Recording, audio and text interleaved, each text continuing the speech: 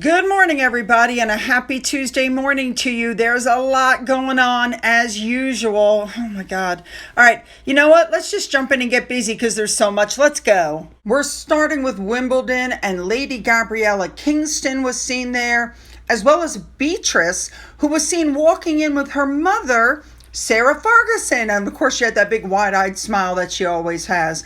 Again, I've said it before, the two of them have a really, really close relationship, which I love. And of all the things that Sarah might have done after her divorce with Andrew, she never trashed the monarchy. She did some other questionable things, but no books, no tell-alls. Now, David Beckham was seen showing up with his mother, which I thought was really sweet.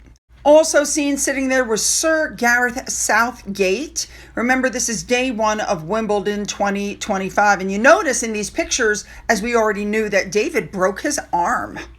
And a thank you to Remoulade Sauce, as usual, for showing us what was being worn. Let's move on. Now, remember, I'm taping this on the 30th, so, this is the day before. William made a surprise appearance at St. George's Park in Burton to meet with the England Lionesses and wish them luck ahead of the 2025 UEFA Women's Euro competition, which is taking place on Monday. Don't forget that William is the patron of the Football Association, and he arrived at England's National Football Centre to take part in several key activities with the team.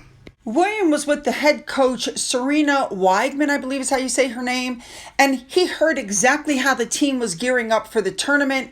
Then he made an appearance at the Made for This Game activity with a junior girls football team, which was formed after the Lioness incredible victory in 2022. Now, William at one point was putting letters on one of the shirts. William actually printed some of the shirts for the England's women's Euro team. And this visit came after reports that he was going to go to Switzerland to support the team as they attempt to defend their European Championship title. I think he should go and support the team. I think it's great. It's going to be against France in Zurich on July 5th. We're going to stick with Prince William. He has urged those people that are working with him to end homelessness to keep going. And he talked about how the initiative has started to shift the dial on this challenge that's needed in Britain. Remember, it's been 2 years since he started his Homewards project. And according to him, it's now in the quote unquote delivery mode. There are about 100 initiatives in place across 6 locations around the UK, plus 300 homes, a mixture of empty accommodations, private rentals, and new builds. And they're going to be delivered through the Homewards Initiative housing project. Some residents have already moved in, and so he wrote a letter to the organization to mark the anniversary. I think it's lovely. Let's move on. All right. Next up, the Duke of Edinburgh. I told you already that he, attended a Royal Regimental Ball in celebration of the 150th anniversary of the Prince Edward Island anniversary, but some pictures came out. He looked absolutely adorable in this suit. I love it. All right. That is not the right word. You guys know what I mean. He looks really dapper. He looks elegant. I love the gold braid. Now, we know that on his last day on Prince Edward Island, he wrapped it up with a military parade, and then it was time to move on. It's being reported that after that, he headed to a place called Quinty, and it was there that he visited the Belleville Armory, and he met with members of the Prince Edward Regiment and the Hastings Regiment. I have to tell you guys, I'm really kind of disappointed because mainstream media is not covering these visits like they should. This is a really important trip, but most people don't even know Edward's in Canada. Keeping with Edward, the Cheltenham School announced that Edward, who is their royal patron, is going to be with them at the Cheltenham Symphony Orchestra concert on Friday. Very nice. All right, this next story about Prince William gave me Fergie vibes for those of you who remember what happened. So here's what happened. There's a woman named Minerva Steiner. I can't pronounce her middle name. She is a Filipina-Swiss art gallery curator, and apparently she had the nerve to offer private meetings with the Prince and Princess of Wales at their upcoming Royal Charity Polo Club match in exchange for cash. She is a 45-year-old millionaire, so why she needs cash, I don't know. She heads up a gallery in Switzerland, And she has served in the past as the official sponsor of the annual polo event, which we know takes place in Windsor, England. It'll be next month. But now it's coming out that she had an ulterior motive. She apparently offered prospective buyers the chance to get access to William in exchange for large sums of money. Kensington Palace was unaware of her activities, and the palace immediately terminated her sponsorship as soon as they learned what was going on. They have reached out to the gallery. It's the Mondinaire, I think is how you say it. Mondéjar. I can't pronounce it. The Mondéjar Gallery. So the Post actually reached out to the Mondéjar Gallery, the Mondéjar Foundation, and Kensington Palace to find out what was going on. Now, sources that are close to this woman told the outlet she couldn't speak about the event until after it had taken place, per a pending confidentiality agreement. Apparently, in the alleged invitation, this woman issued what she called a strictly private and confidential offer to members of a Small World, which is a luxury travel and lifestyle community. This is what it said. As a patron of the Mondéjar Foundation, you are invited to support their philanthropic work through a charitable donation. In return, you will be welcomed to this prestigious occasion. And the email had specific contribution benefits, including admission for one patron for $8,000, or full access plus a private audience with Prince William and Princess Catherine for $27,000. She also offered VVIP tickets to advertisers. They had to shell out $68,000 to feature in a magazine handed out at the fundraiser. And she promised attendees a luncheon with free-flowing champagne and entrance to an art exhibition and opportunities to mingle with ultra-high net worth individuals, cultural icons, and luxury leaders. But recipients were warned the invitation was for your eyes only and was not to be shared publicly or on social media. Unbelievable. Okay, so she's out. She's out now. And just so you guys know, it then came out that she is also a donor to Well Child, whose patron is Prince Harry. And there's lots of pictures of her hanging out with Harry. So what does that tell you? My God. If Well Child is smart, they'll investigate this woman to see if she did the same thing with Harry. All right, let's move on to Princess Anne. Apparently last week, she attended a Security Institute experience because she's patron of the Security Institute. Love it.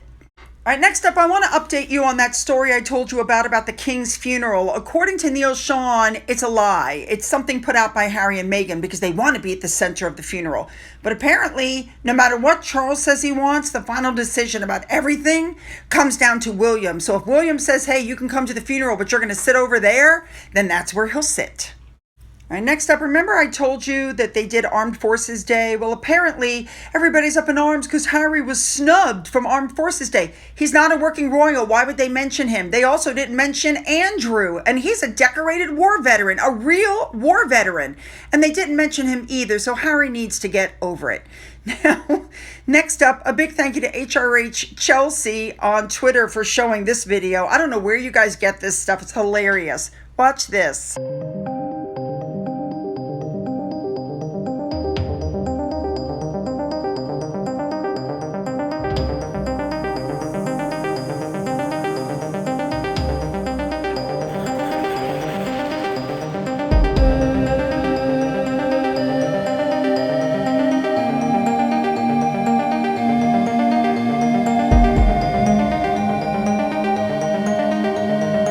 All right, you guys, we're back to Meghan Markle's jam. Don't forget that not that long ago, she released an Instagram video that showed this, fruity mixture bubbling in a pot in her property. And even though it's being mass produced, she tried to put out the idea that she's making it in her kitchen, that, what's going on here? Well, come to find out, it's actually being manufactured by the same plant that sells her 9-pound packs of herbal tea. And it also makes her orange blossom honey, which we know is at 21 pounds a jar. We just don't know if it's doing the apricot reserve as well. So basically, you guys, what it comes down to is the Republic of Tea, which is linked to Netflix, and we know is producing the tea. They are also producing the jam, the honey, everything. And they're pointing out that, this is being done in an industrial estate 2,000 miles from Montecito, which is a big contrast to the image that she's presented to the world of her cooking it on her kitchen, stove. I mean, how many times have we heard my jam is my jam, but she's not even putting out jam. It's not jam, it's spread. And she's added pectin to it, which is sugar, because she heard all the complaints about how runny it was. Now, there's going to be a new supplier. The Republic of Tea's headquarters is in Larkspur, California, 350 miles from Meghan's mansion. But the factory where the jam is going to be made is in Illinois. Somebody reached out to Netflix. Here's what they said, and I'm quoting.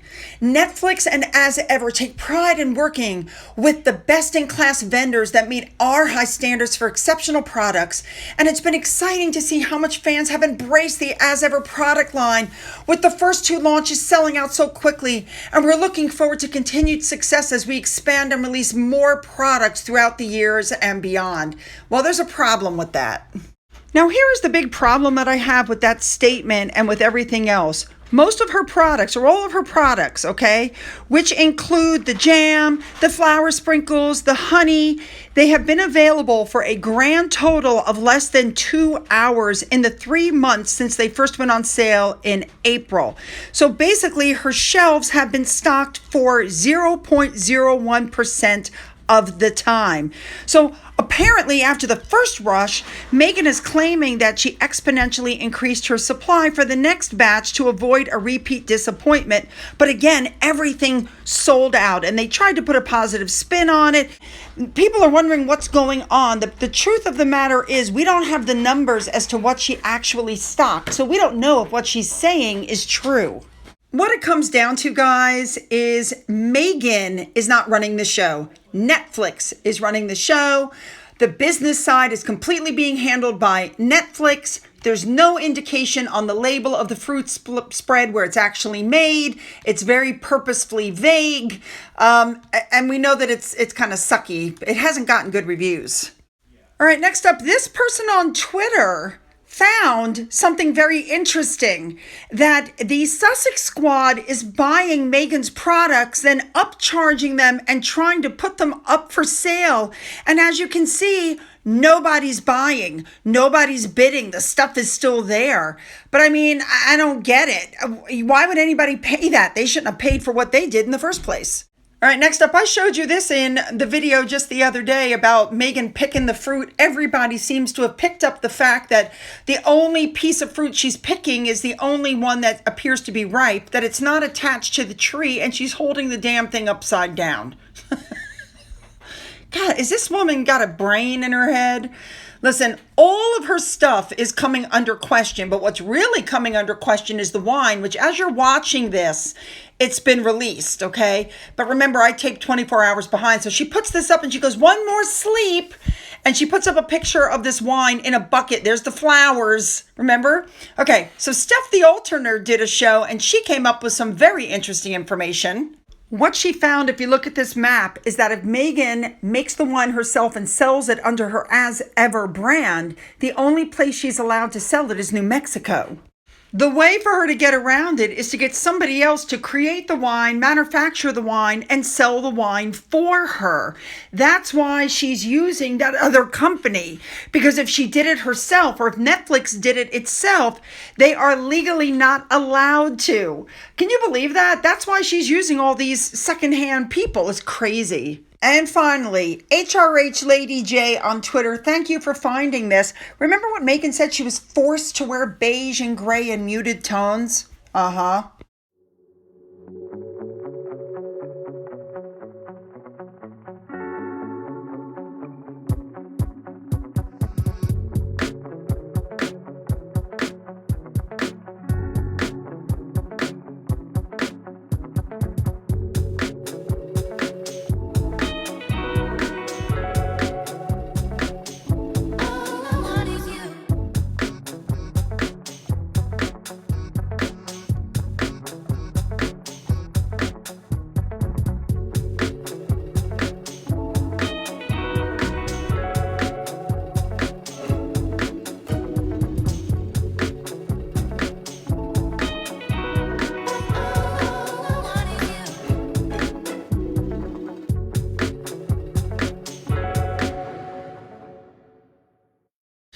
right, you guys, you know what I want. Hit the like and the subscribe button and the bell for all notifications after you leave your fabulous comments, because you know I'm reading them.